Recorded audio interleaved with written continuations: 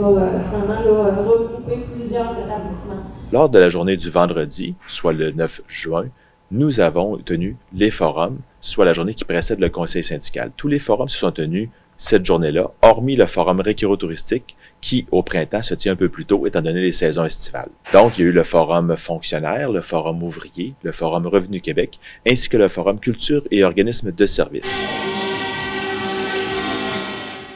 Pendant l'heure du dîner, nous avons tenu une manifestation suivant le projet de loi 24 sur la hausse de salaire des députés, étant donné également que nous sommes en pleine négociation pour l'accréditation fonctionnaire et ouvrier. Mardi qu'on vient de passer, la CAQ a décidé de voter pour s'accorder une hausse salariale de 30 %.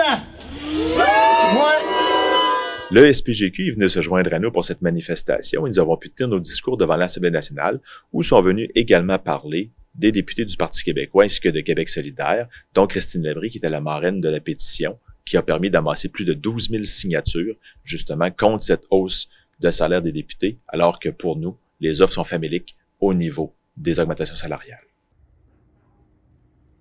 Alors, samedi le 10 juin, nous avons débuté le conseil syndical en observant une minute de silence à la mémoire de notre ex-consoeur Danielle Maud-Gosselin, membre de l'exécutif national de 81 aller jusqu'à 93 et présidente générale de l'organisation de 93 à 96. On peut noter comme accomplissement, sous sa présidence, le dossier de l'équité salariale qui fut signé à ce moment-là, ainsi que toute la réforme des structures qui a eu lieu en 95-96 aussi. Une autre baisse d'effectifs est à prévoir à la Sûreté du Québec dans la région. Par la suite, nous avons présenté le vidéo qui vient relater l'ensemble des interventions médiatiques qu'il y a eu depuis le dernier conseil syndical. Nous le faisons depuis bon nombre d'instances et c'est toujours apprécié de la part des dirigeants qui sont présents.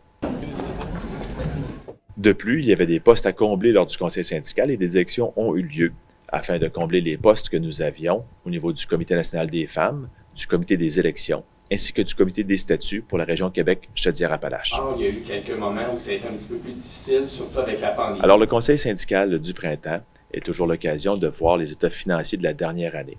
Ces états financiers ont été présentés par le trésorier général ainsi que par la firme Mallette qui vient faire les validations à chaque année.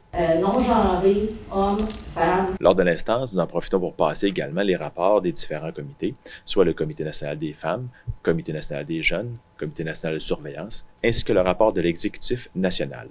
De plus, nous avons profité de l'occasion pour passer en revue le rapport du Comité des structures, du palier local et régional, et qui émanait d'une recommandation du dernier congrès.